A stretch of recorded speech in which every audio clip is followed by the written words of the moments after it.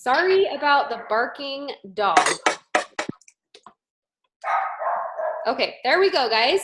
So excited to be with you here today. We are going to have Ashlyn go first here for live coaching. And Ashlyn, you messaged me last night saying that you wanted, Cosette, stop. That you wanted to, sorry, oh my gosh. We're just going to have a really great day today. Everything is going just the way it was meant to go. Okay, so you messaged me last night saying that you wanted coaching on something different than the topic, and that is totally fine. So, Ashlyn, tell us what you are going to ask for coaching on today. Yeah, sorry to just change things up last minute, but yeah, we can do it. Hi. So I am on a trip with my family and we're meeting tons of people. We're meeting up with relatives, meeting extended family, old friends, just meeting so many people. And there's tons of introductions that I don't have as much just in my own hometown. And so it's like, tell me about yourself. And I just would love help having like an elevator pitch, like 30 seconds or less. This is what I do, and be able to present myself with confidence and clarity in a way that opens the door if that's something that they're interested in, and just to be professional. Okay. So I'll just share what I do when I am meeting a new person and what has worked for me really well in these situations. And it doesn't work perfectly every time because not everyone is interested in hearing more, right? And so I do really feel like it is a sampling station of all different kinds of foods, and some just don't sit really great with you and others do, right? So I'll share an example of how I do this on vacation and then how I've done this in my new neighborhood. And both were, and then I'll share sometimes when it doesn't yield any results too, because that happens as well. Okay. So first example, when I moved into my new neighborhood, I just sort of wanted to feel things out and be a friend and work on relationships first, right? And so I just started to get to know people. Most people assume that I don't work and that Sean works. And so they didn't really ask what I did necessarily, but if they did, I would just say, oh, I'm in sales and marketing for a little company called Plexus out of Scottsdale, Arizona. What do you do? And then they'll say, oh, I stay at home, or, oh, I own an event planning company and I do decor for weddings, or whatever it might be. And then I say, oh, wow, like that's so interesting. Like, how did you get into that? Right. Like, I really try to connect and find a ground for conversation to where I can have them telling me about them. And then typically what happens is they'll be like, well, tell me more about tell me more about your company though. Like, what kind of products does it sell? And then I'm like, oh, it's a gut health company. It has vitamins, probiotics, just a whole system of things that really like just help you feel better. And I mean, it's amazing. And they're like, oh, that's awesome. Or they say, wow, how did you get into that?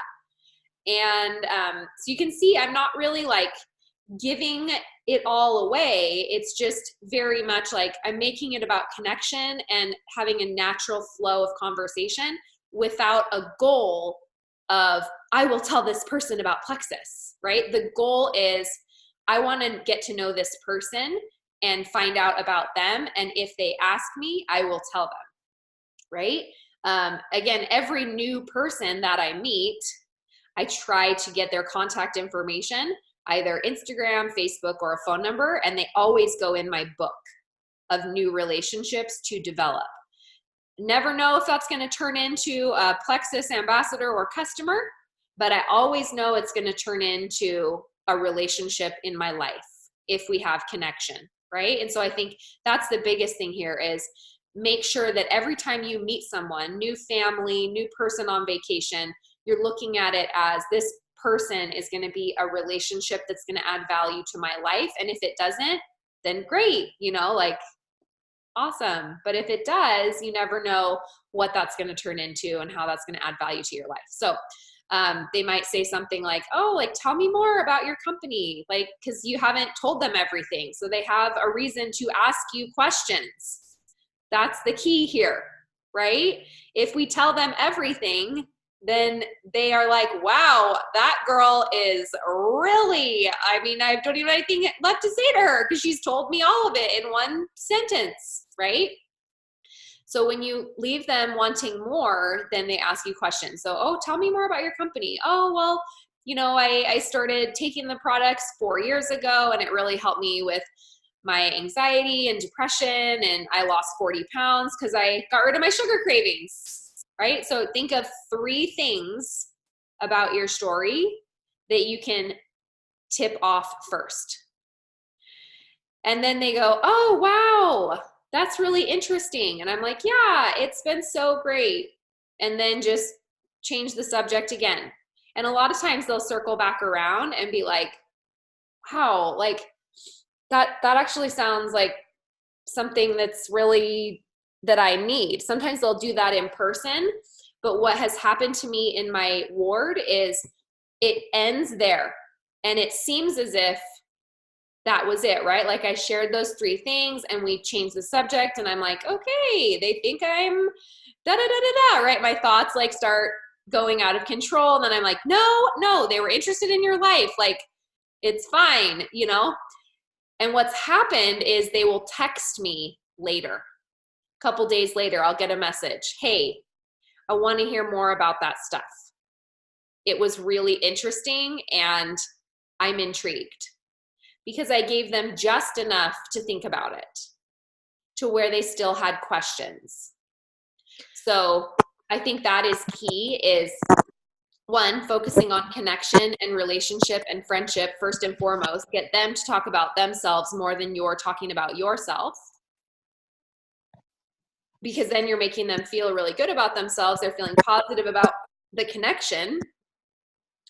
And then leave them having questions, not all the answers. Okay, so I have a question because I feel like the things that led you to Plexus are very relatable and something that a lot of people struggle with in Western culture. So for me, I feel like my story is really not relatable to a lot of people. I mean, how many people have seizures when they're pregnant? Mm-hmm. Mostly not the people that I'm talking to. So would you, if you were me, would you lead with sharing my story or would you include things that are more relatable so they're like, oh, maybe that could help me? Does that make sense? I think what I would do is I would say, yeah, I had some health issues that really prevented me from like leaving my house. I was always super tired. I had to stay in bed. And like, you don't have to just right out the gate talk about your seizures, but you can talk about what having those things felt like, because the way you felt is actually relatable, is more relatable than maybe you're giving credit, right? Like you felt like you felt trapped in your own home. Like I know every single new mom can relate to that, right? Yeah. Whether they're having seizures or not, they feel like they're having seizures with the newborn. They're like, I can't get out of this house, right? So it's just the way that you pitch it, so to speak. So you could say, I literally felt trapped in my own house and I took these supplements and they really, helped make it so that I could go out and enjoy my life. I had the energy to play on the playground with my daughter. I didn't feel limited because of my health. And, it's really amazing because even though, a lot of their products are for weight loss, I actually found the benefits of the gut health side. And so you've been very vague explaining it in this way, probably hitting some pain points in the Mhm. people that you're talking to, and you left them with just enough information that they might want to know more later. I like the idea of talking about how it felt, Mm-hmm. because then regardless of how open they are still walking away from that conversation feeling like first I listened to them, but Mm-hmm. then I shared something personal about how I felt. And I feel like that strengthens a relationship, even if they're not open to the products.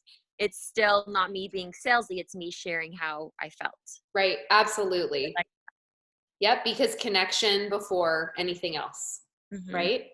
So start practicing how to say it. And it's just going to be a matter of, wow, I said that and I liked it, or didn't like how that went. Going to say it different next time.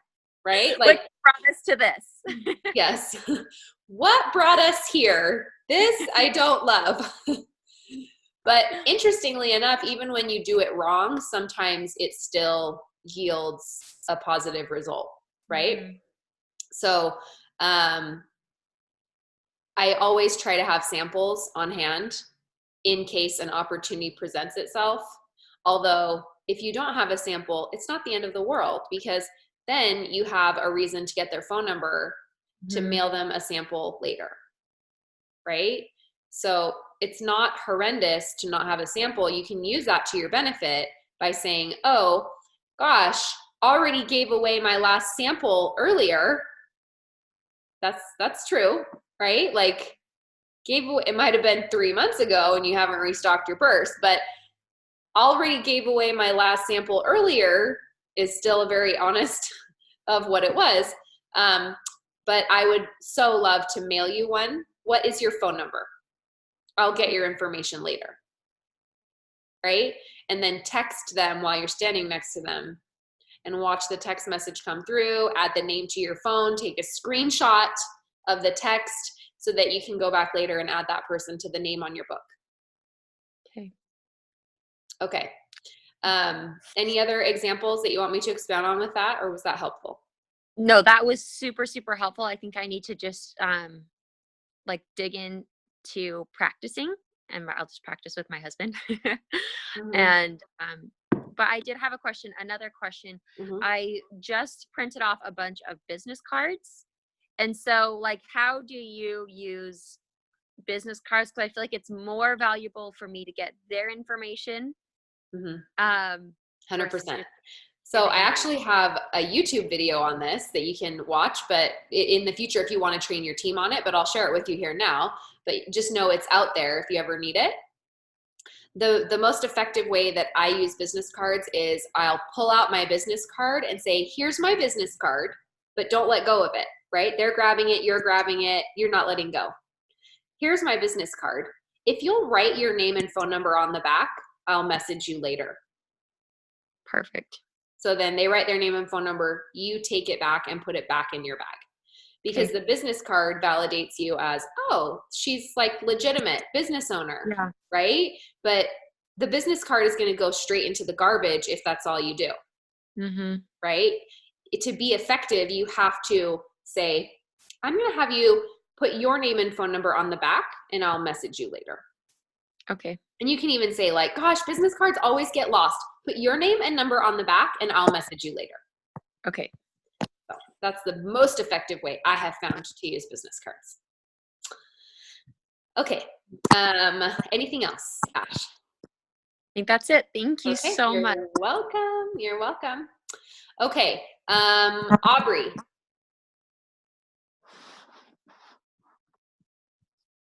Where'd she go? Hi. Hi. Sorry. Can you hear me okay? Yep, I can. I know you're cleaning out your car. And you didn't, well, I'm going to pause. And you didn't sign up for coaching, but you were here early and said that you wouldn't mind being coached. So just so everyone knows, Aubrey said that are you still wanting that, or do you want me to? Okay. No, I've been like trying to rack my mind about what to ask you to be coached on, while also trying to listen to what Ashlyn was saying, because that was one of my questions too. Yep. Well, it's okay because I can call on someone else because I know you didn't plan on this. So it's not If for someone lack else of is preparation. I'm putting you on the spot. well, I think one thing I'm like struggling with right now is I get really caught up in like I have to say the exact right thing to people, and if they don't respond, like if they ghost me or if it's a no, it's because I said the wrong thing. And then I end up putting more pressure on myself to say the right thing next time, and then I just like get so overwhelmed with that I don't send any messages. So how do you work through that? So, I mean, I think the biggest thing here is the only way to get better at what to say in messages is to send a lot of them and find out what works and what doesn't work. And so I think that the trap that you're getting caught in here is scarcity, first of all. So identifying that you are in the land of scarcity is the first step. Because when you're in scarcity versus abundance, right? When you're in scarcity, you're like, oh my gosh, I can't send any messages because if I do, I'll run out of people because I have not done it perfectly and I'll mess up on all those people. Exactly. Right? So that type of scarcity puts you into this paralyzing state of anxiety that based off of thoughts and feelings that you have that actually aren't true, right? Because your thought is, if I send the wrong message, they won't sign up. Right? Well, how do you know they were going to sign up in the first place? Even if you sent the perfect, you don't know if they were going to sign up. Like, you don't know that. So first of all, the thought is wrong, right? It's not if you send the right message. You can send the right message and they can still not be interested. So there's not a wrong or a right message. There's just a message. You're standing in a room with stones and you need to turn each of them over. And as you turn them over, people are very resilient, right? Like, look at our kids. My first child versus my fourth. I did a lot of things wrong with my first child that I am doing right with my fourth, and vice versa.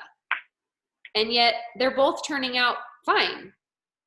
And in all of my psychology classes in college, what they said is that parents that are super successful understand that a lot of times it's just a phase and you will get through it.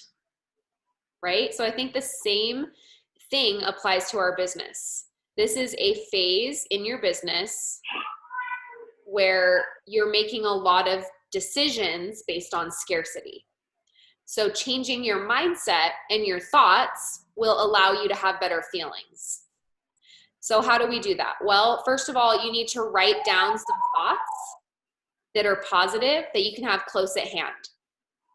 So that when you're in these situations, you have that zone defense right there to just grab, right? Have you had a chance to listen to that episode on the podcast yet? So, I haven't. Episode 3, zone defense. Imagine all the good things podcast.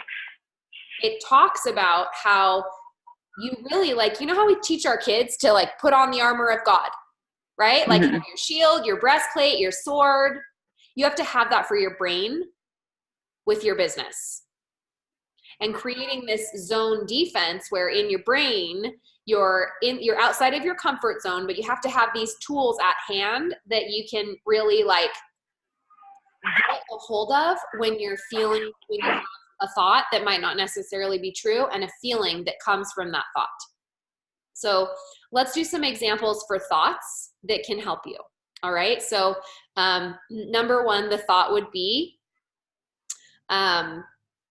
I am reaching out in love and people are going to feel that regardless of my message being perfect or not. So I'm going to put it here in the chat. I'm reaching out in love and people are going to feel that regardless of my message being perfect or not? Can you go into the chat and copy that and paste it into your phone right now? Mm-hmm. And just label the note in your phone thoughts with all capital letters, just like this. I have this in my phone. I have a list of thoughts that when I'm struggling, I go and I read them. And that really helps me because it's a system that's in place to keep my brain safe. Okay, got it. So what are some other thoughts that you could put in place when you are scared to send the message that's not perfect?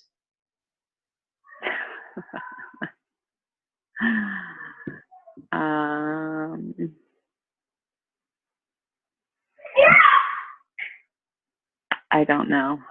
What Sorry. If you said, what if this isn't even a thing? What does that mean? Like, what if this thought that I'm having isn't even a thing? Right? Like, what if this isn't even a thing? I'm literally stressing about how I'm not going to send the perfect message and they're not going to join, and this makes me feel so anxious and paralyzed. You never sent a message, but you're feeling all these feelings of something that you didn't actually do. So you're spending all of this time thinking about a message that you never even sent. Mm-hmm.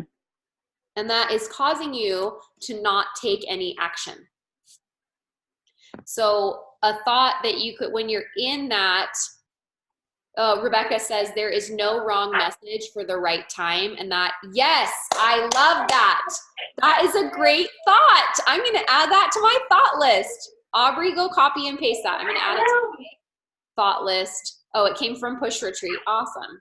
Okay, let's put that. I'm going to put that in my thoughts note on my phone because it's so good. Another thought that I talk about a lot and that you hear me say all the time is everything is rigged in my favor. That's my number one thought. So if you send the wrong message, guess what? That's actually rigged in your favor.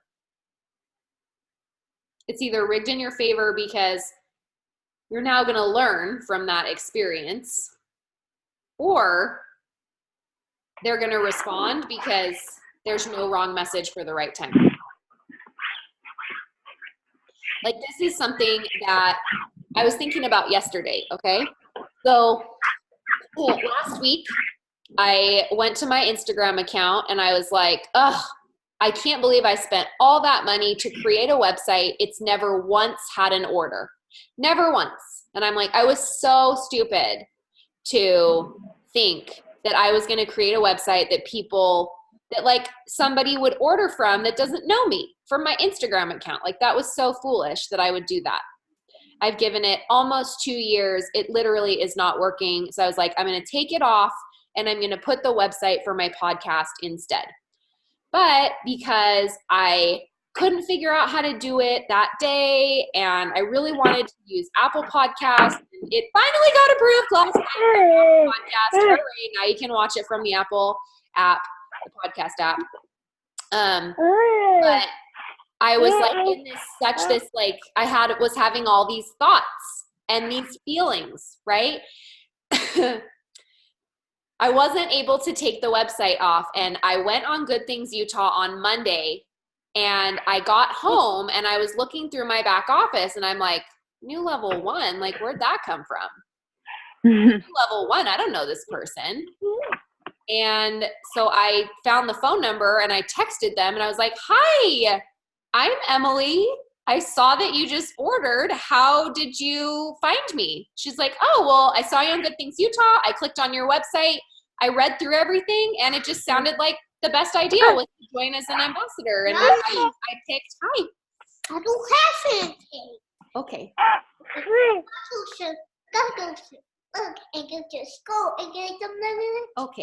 Okay.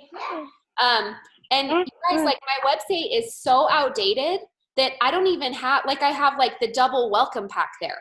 I don't even think I have the variety pack there. She's like, I went through everything and I decided the variety pack would make the most sense for us. And then she ordered a combo pack, the Family Essentials combo pack on top of it. And I was like, oh my gosh, I'm going to send you a gift. Like, this is amazing. And my next thought was, holy crap, the website did work, even though it's not perfect. It's not set up as best as it could be. Could it be more effective? Yes. But in my mind, I had all these thoughts that it was never going to work. I should just take it down. And what if I would have taken it down last week? You would have never ordered, right? So the imperfect website, done wrong, not updated, still produced a result because it was the right time for her and what she was looking for. So I think that is so important to remember. Everything is rigged, right? It was rigged in my favor that that my podcast didn't come on Apple for 5 days, right? Even though I was so frustrated that it wasn't up the first day. I'm like, oh my gosh, I'm wasting so much time. People can't find it. They're having frustration. Guess what? When it finally came on Apple Podcast, everybody was like chomping at the bit that now everybody's ready. They've heard so many good things about it and they're ready to go listen, and they have all this feedback to share because they've listened to all of them. And so it actually was a really great thing, and I couldn't have planned it better, right? So again, when you send the message that's wrong in your mind, it's actually not wrong. Everything is rigged in your favor. Either you're sending a message that's going to be good timing for them and they're going to receive it and they're going to go for it, or it's not the right time and it's not supposed to happen right now. So you have to go to someone else and you're going to learn from that. Yeah. Okay. So how do you, like, what are some things that you say to yourself when someone, and I know a couple weeks ago, Kara asked about, or the topic was when someone ghosts you, and I need to go back and listen to that again. But because I have all of this, like my body is so dramatic when these things happen. It's like, really? We're doing this again? Like, I feel like I'm literally going to die right now. I can't breathe. And I'm crying and I'm shaking. Like, it was just a no. Yeah. Why? And I'm like, I can't put myself through that 3 times a day. So, but what are the things that you say to yourself in those situations where it's either like you can see that they've seen it and they're just like ignoring, or they say no, like I need something. Okay, so literally, this is something that has been on my mind so much.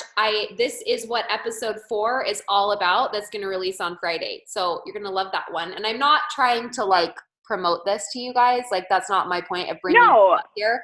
Like, I legitimately am doing this so that there's a resource for you to hear these things over and over again. And I interview someone who is not a part of Plexus, just a friend, you know, not like, she doesn't have all these accolades. Like, she's just a person like you and I, right? And we talk about what your body does when you experience failure or pitfalls.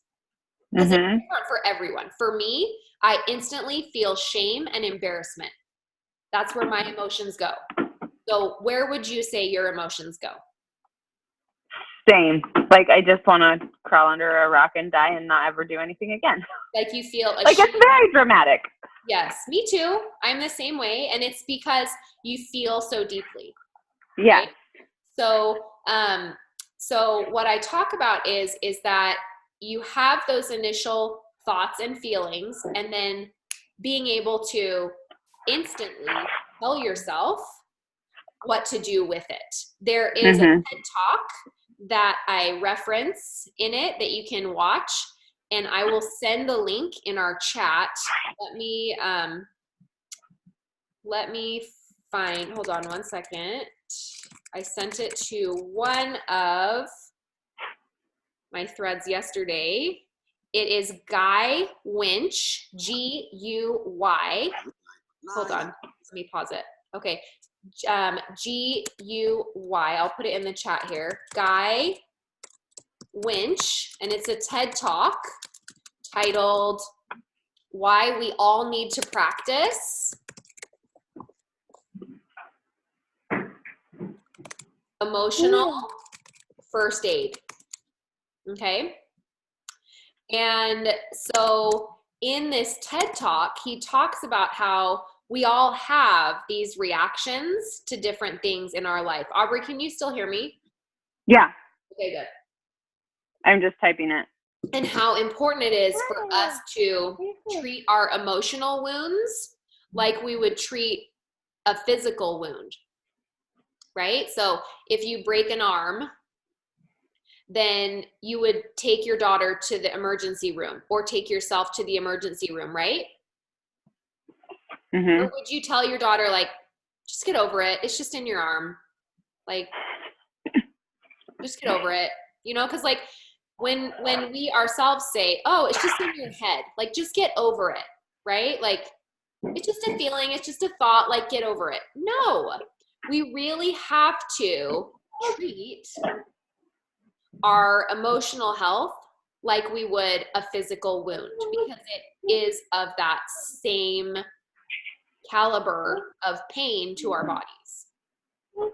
Mm-hmm. So learning some skills for how to do that are really important. Like, you are in the moment of anxiety and you're crying and you're having panic and you're feeling like it's so overwhelming, you could automatically say to yourself,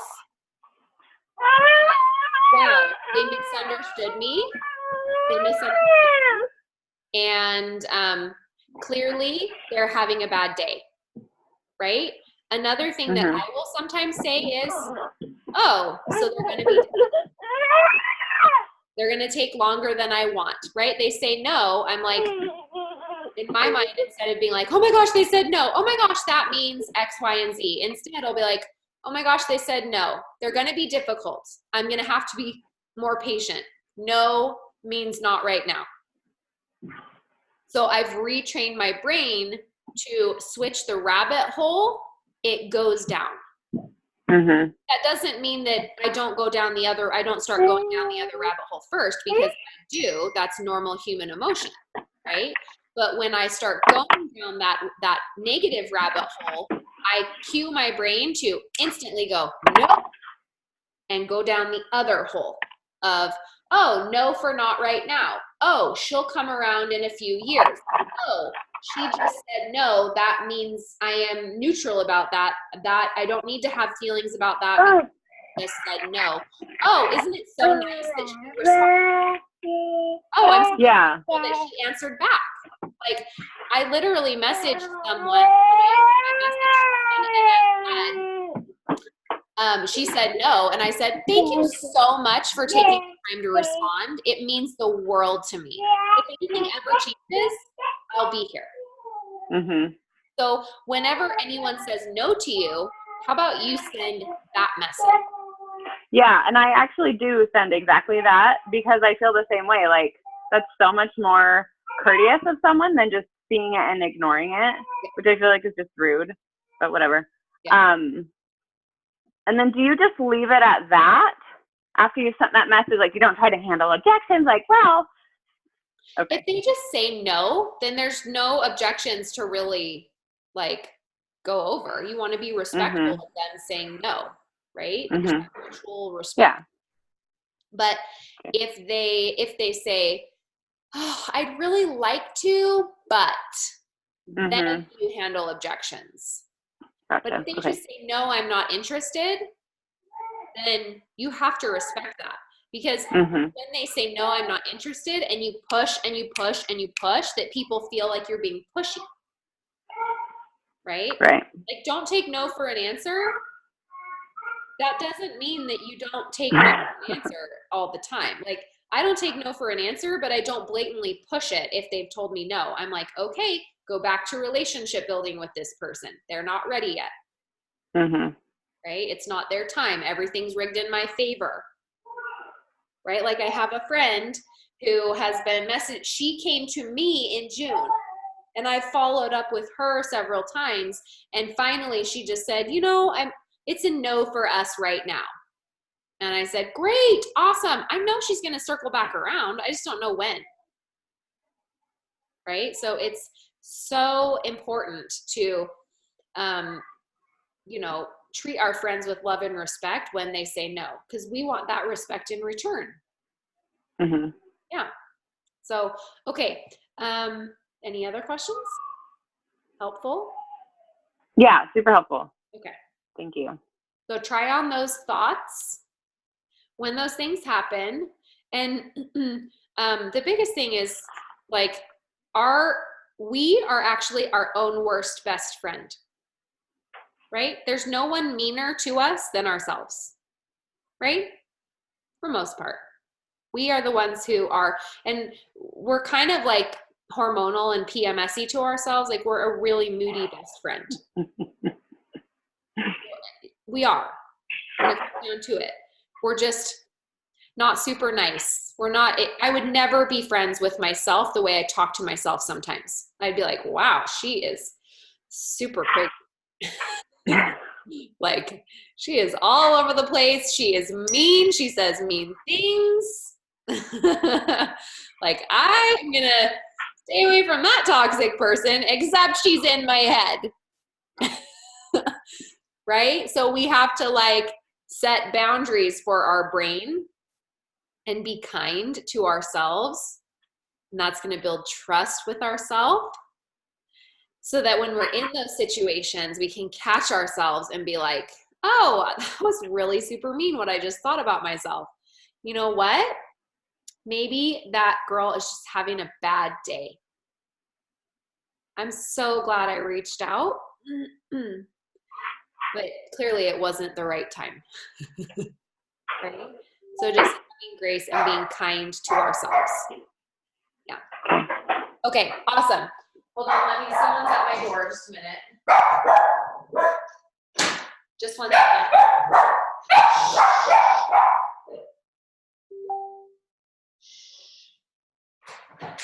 Hello.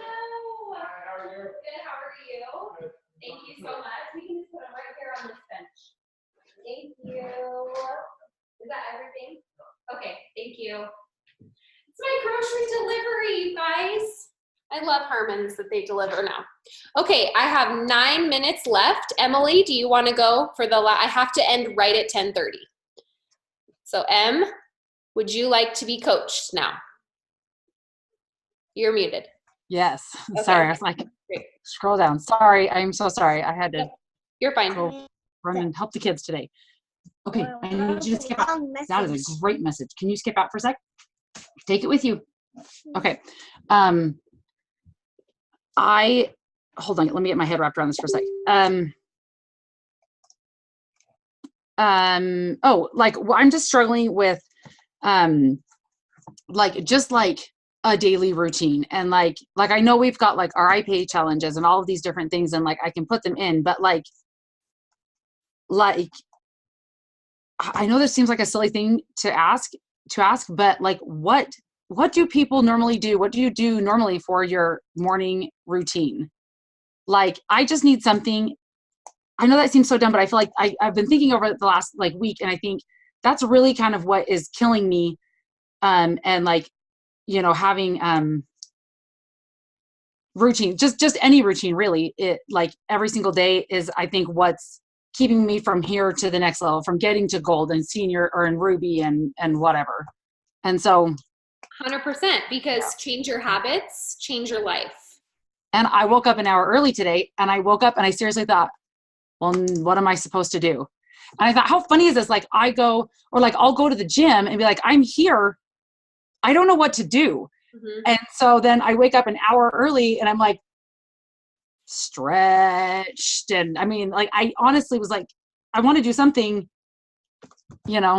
Okay. It made me laugh. I was laughing. Well, first of all, there's nothing silly. And I love that Rebecca put read Miracle Morning. It will change your life. Oh, somebody said that the other day too. Yeah. Such a good book. So I will share with you what my morning looks like. And it's not the way that you have to do it, but it's just a way that has worked really well for me and that makes me really happy.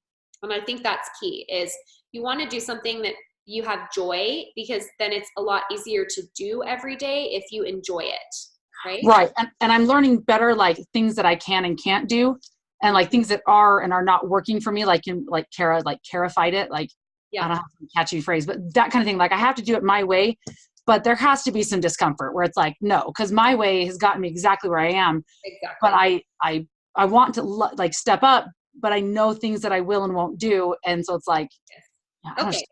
So first of all, I wake up, That's a good one. finish, I wake up. Everyone can relate to that. And then I help get I do Mackenzie's hair. Sean gets up earlier with the kids because I stay up later.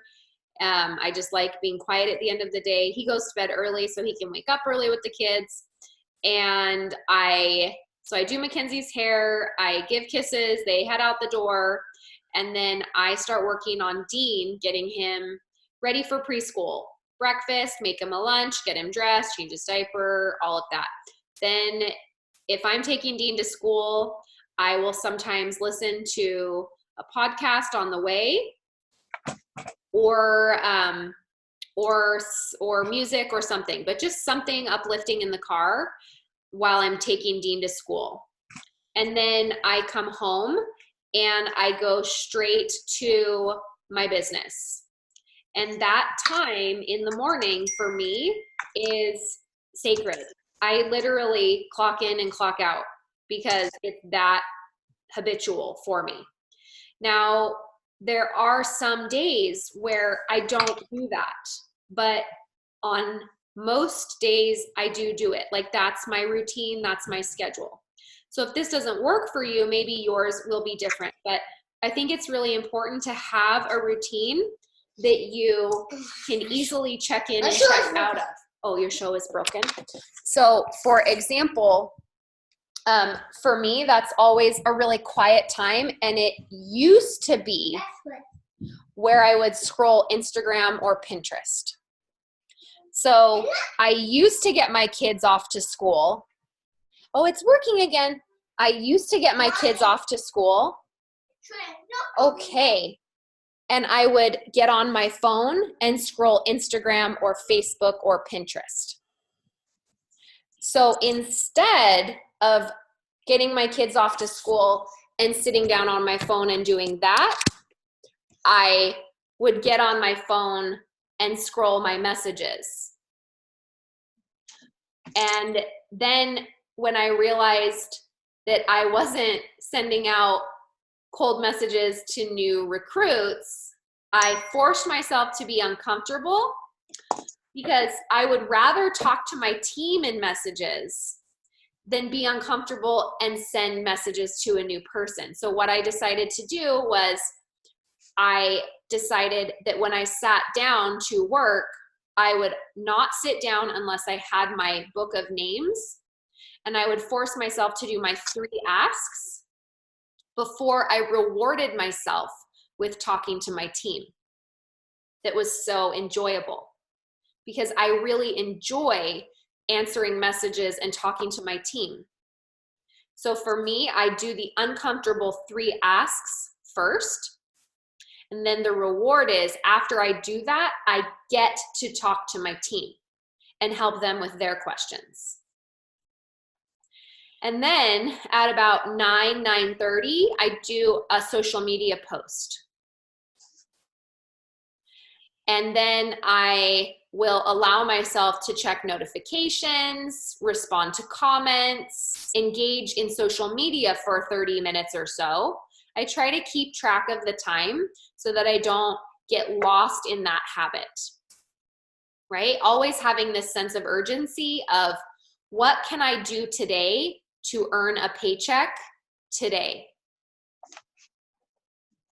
And so when you sit down to work, I think that's a really important goal to have in mind. What can I do today to earn a paycheck? Well, I'm going to have to send my 3 messages. I sent my 3 messages. Did anyone respond? Nope. I'll send follow-up messages then. Who can I follow up with? Who have I forgotten about? Let me look at my book of names, right? I have to have 4 things to work my business: my phone, my planner, my book of names, and a pen. If I don't have those 4 things, I am useless in my job. Useless. If I have my computer, that's a bonus. That's like the 5th bonus, but I don't have to have my computer. I do have to have my phone, my planner, my book of names, my pen. I can do anything if I have those 4 things. If I have my computer, I can do all of those things even faster because I can type, right? So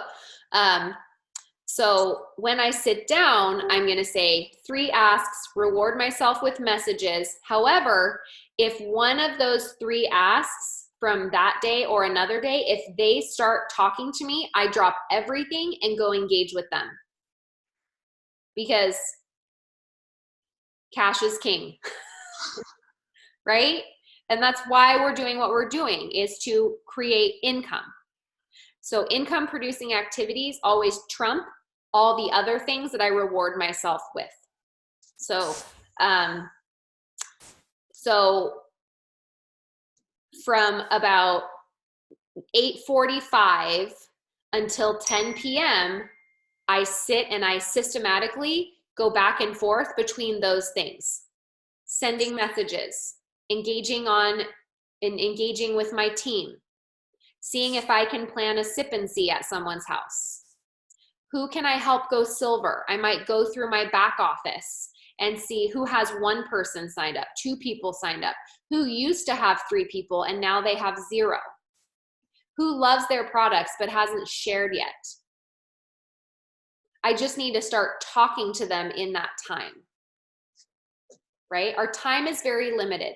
I had to delete the Marco Polo app from my phone because I was spending all of my time talking to my friends during my work hours.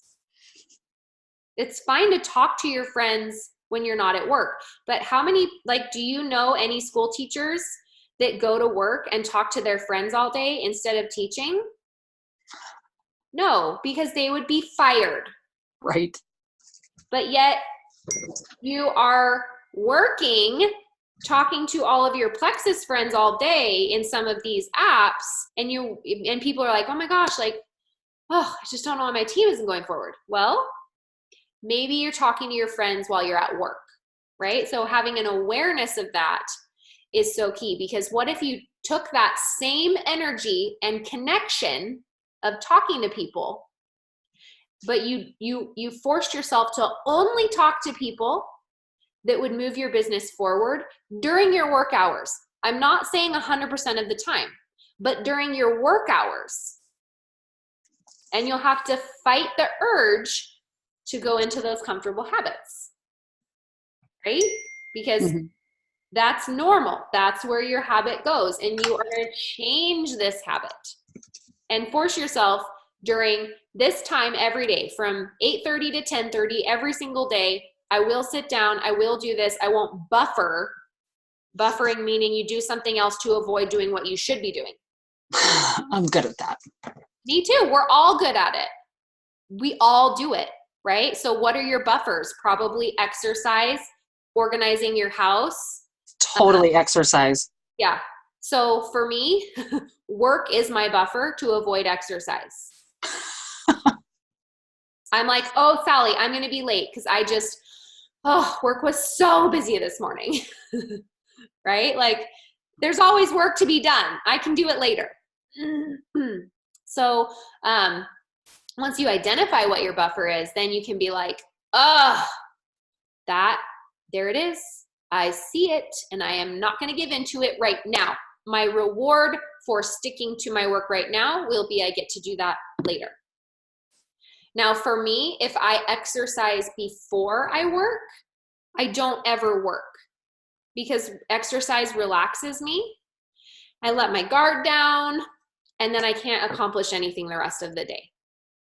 But for other people, it focuses them. It gets them on the right track. So in your situation, you might wake up, get your kids off to school, exercise, and make sure you're done by a certain time. so that you can come to work in a certain time. So every time you exercise, that signals your brain to, then we sit down and work.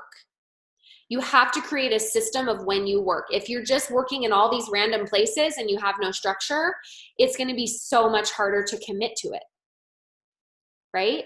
So the key is to do something that leads you to work.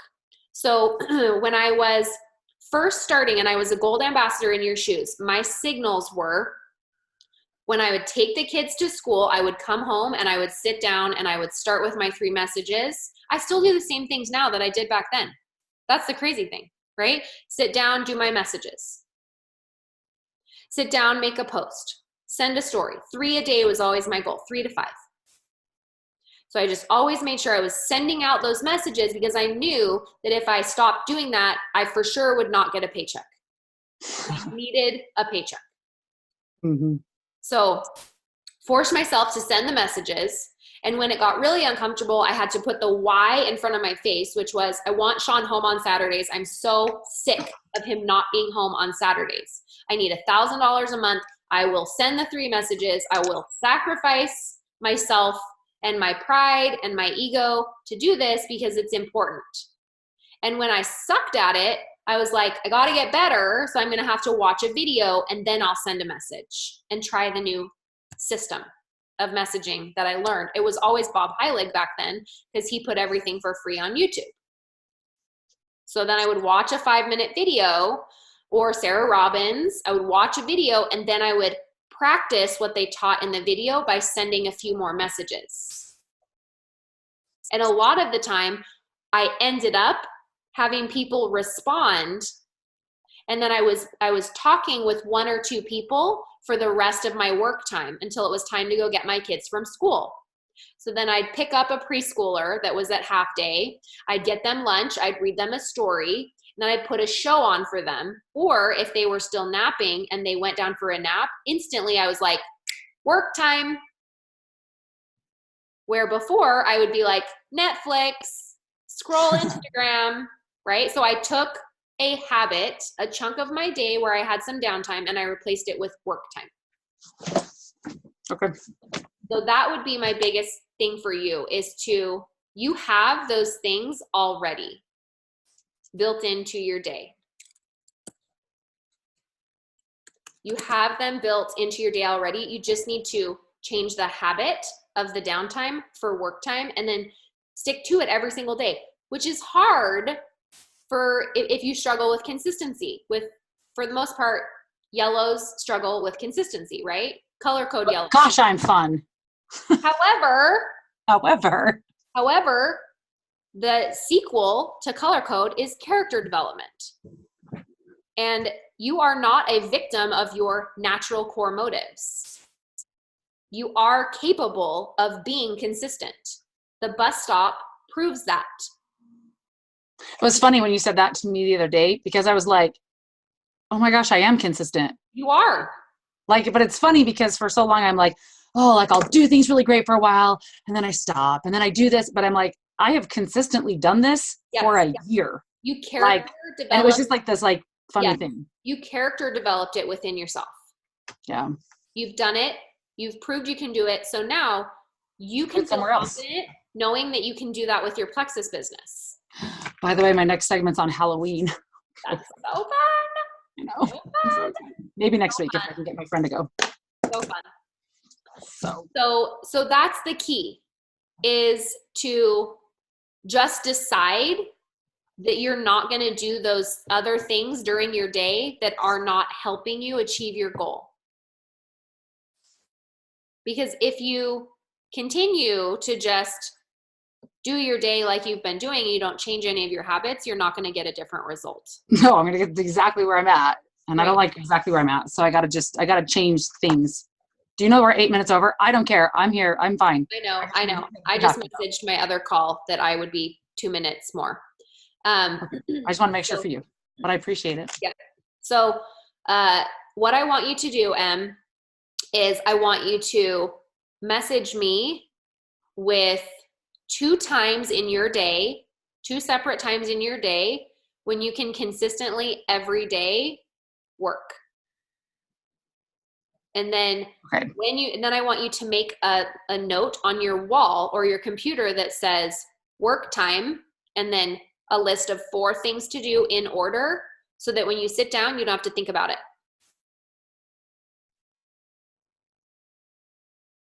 Sorry, I didn't want to yell. That's There's okay. a neighbor at the back door. So Oh, keep going. fine.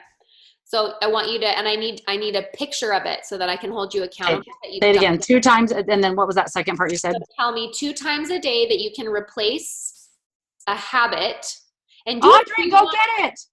Do whatever you want at night. Like watch your Netflix, scroll through social media. Yeah, I don't really watch Netflix all that often, but social media, that's a big one for me. Yeah. But And I just notice that like when my kids are really bugging me, that's what I go to. I'm like, oh, I'm just going to avoid all of this. it's And your then buffer. it drives me nuts. I hate that I do it. What But if then- your buffer was work? Because that's my buffer. Whenever I don't want to deal with my kids or I am Mhm. feeling stressed out, I work. I send messages. I follow up. Mhm. Because to me, it's instant dopamine hit in my brain. Yeah.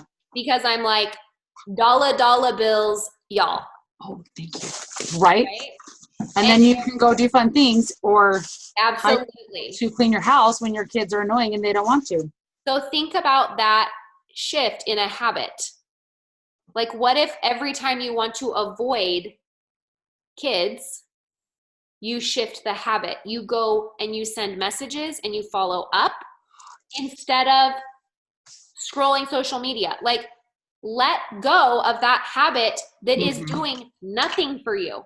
Okay, that actually was like I've been trying to find someone like a house cleaner that I'm like, if I could just have someone come in once a week that would, or even like every other week or something, you know? Yeah. And I've been thinking about this lately and like, you know, how can I afford this? And like, you know, how can I make this money to make this happen? And just kind of putting up a game plan. And so it's funny that I'm like, oh my gosh, when my kids irritate me, that's what I'm usually irritated about is the messy house. And so if I just converted that, like, that's like the perfect thing to switch it for, to just think, you know what? I am irritated about this house. And while you guys sit here crying about having to clean up your own mess Yeah. or the laundry that I washed and dried for you and helped you fold, you complain about putting it in your drawers and I'm going to go clean or I'm going to go do some work. Like, that's perfect. Like, anytime that I am uncomfortable, I work because it's soothing to me. Because I'm like, this is going to move my business forward. That Mhm. means I'm going to have achievement, Mhm. paycheck, and forward momentum. And for me, that's very motivating. For you, it might not be motivating, but for me, getting from A to B as quickly as possible is highly motivating. So it's shifting that habit of what you do when you face discomfort. So make that shift and it's going to make a big deal. Okay, I got to go. So glad that you guys hopped on this morning, and I hope that you had some aha moments and excited for those of you that are going to Leaders Retreat. So excited for you. I can't remember when we have the Q&A live call scheduled for next week, but I will check the schedule. And if it's while you guys are gone, then I'll coach those of you that are still here. All right. Okay, guys. See you later.